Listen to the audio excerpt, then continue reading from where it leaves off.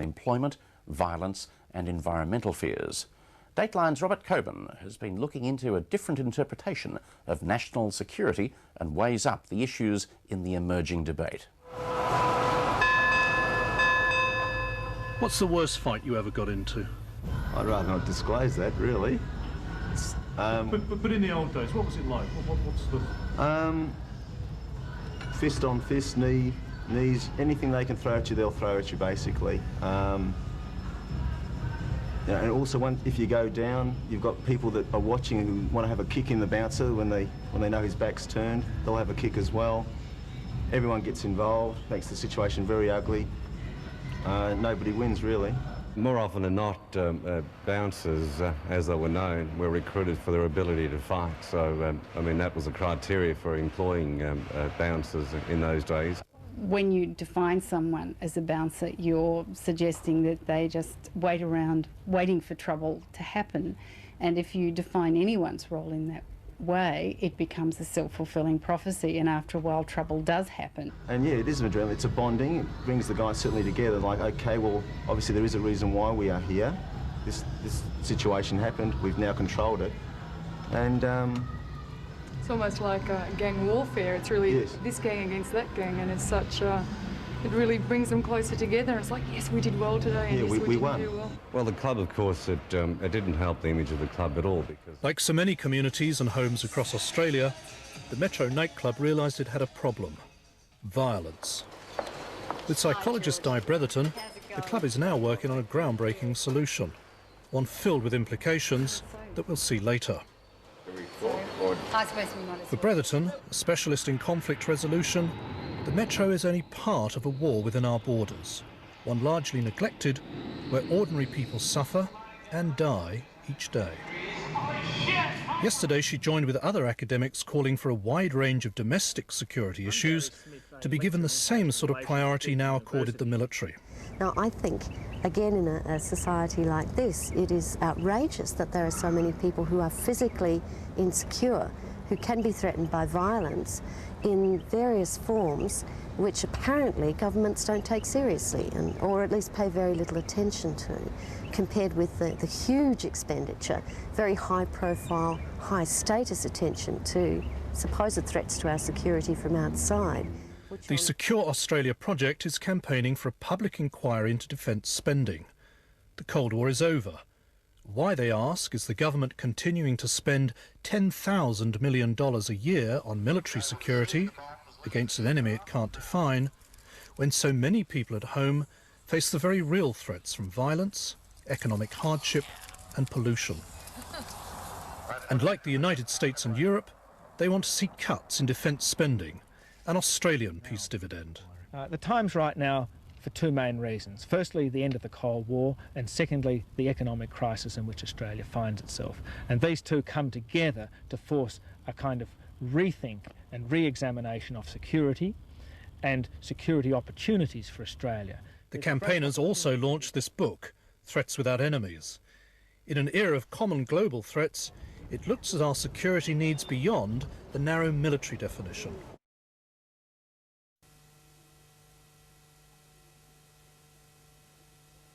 You know, like another of these feminists. Three people, a 43-year-old man and his two daughters, were shot dead in the one house. One daughter, aged 23, was believed to be the gunman's former girlfriend. Women are all too often the victims of male violence. It takes mass killings, though, such as the latest one in the New South Wales resort of Gosford last month, to remind us of the constant threat. And yet murders in Australia have reached almost one per day now, up from 306 to just over 350 in 2 years. Well, if we look at homicides, it's 80% of assaults against women are from an intimate, someone they know. Most violence against women and children happens in their own homes. Where they going? I hope they hang out.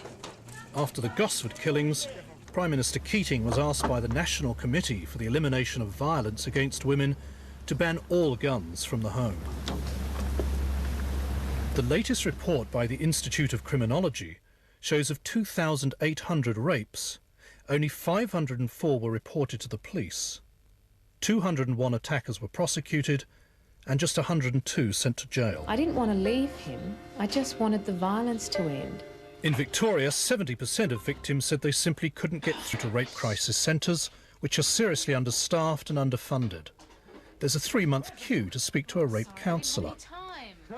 Compared with military security, protection at home is somehow a marginalised issue. So ordinary people are now learning to protect themselves. The argument that is often put against people such as myself is one of a lack of realism. You know, aren't I very idealistic? Bretherton, a Quaker, knows more about violence and its effects than most defence officials. She visits Sri Lanka and helps bring together communities divided by years of bitter civil war. She counsels families torn by physical and psychological abuse. And she enters into the shadowy world of Melbourne's clubland. Yes, I think there was a lot of mistrust in the industry at the time because there were so many changes. At the Metro, she made a remarkable discovery about the source of its troubles. What's happened is security have actually brought it onto themselves because they've enjoyed going out, having a bit of a hit here and a bit there or whatever. And as such, I think the public in general got a little bit sick of it. They started to complain about it, and as such, there had to be changes. Simple. Well, I think in the old days there would have been the tendency of giving one a flick over the ear and perhaps get away with it. Yeah. You can easily get into what the literature has called rather nicely, I think, a masculine duet, so that the bouncer thinks they're being defensive and sort of stands out the front of the door, kind of doing this with the muscles, and perhaps someone going by has had a few drinks, says, well, you know, don't you flex at me, and flex back, and before you know where you are, each is inciting the other. This lack of accountability and lack of training that I suppose did cause a lot of problems. A lot of the bouncers were involved in some severe sort of bashings in the early days. So we continued on down that track until we met up with the Community Council Against Violence. Frantzeskos listened to the alternatives suggested by the local community council, and he acted on them. The bouncers were retrained to use tact and diplomacy. They were renamed security staff, and in a bold innovation, females were hired for the job. I think the beauty of having a female at the door is that they'll have a go at me and they'll call me names, but it's not like, well, come on, hit me. It's not in an actual physical abuse way. It's just a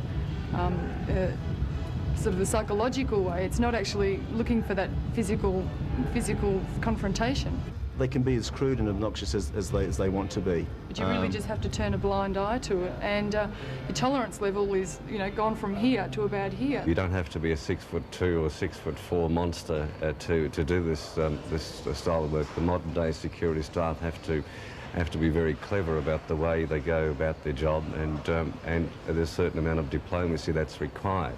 I think you definitely need to have brains. You definitely need to be able to analyse the situation very quickly. I was doing a psychology degree at the time, and I was just purely asked into it, and it just wasn't as bad as I thought it was. And I've stuck to it for 9 years now, so it's no problem there. I myself as well was at university. I've just finished a business degree at banking and finance, and got me through uni. The money was great, so met a lot of wonderful people, and that's all right. Violence went down, takings went up, a peace dividend. The success of the Metro has attracted interest across Australia. Thank you. To Bretherton, the Metro's success has implications for preventing violence, be it within families, on the street, or even at the hands of military-minded governments. The bouncers, she says, in our global community. One of the things I really like about the nightclub experience is that it's a working model of how you can have defence without walls. But finding solutions to violence needs money as well as imagination. The cost of violence is so high. For example, one homicide is estimated to cost the Australian community $1 million. Now, if someone gave me $1 million to whip up some non-violence programs, I can tell you you'd have a perfectly splendid program. The club and its staff just might hold the key to some of our most difficult security problems. I can sort of take care of myself. I know how to throw a punch, things like that, but I mean, it's not necessary. It's totally not necessary. If you can talk your way out of anything, you're laughing really from there.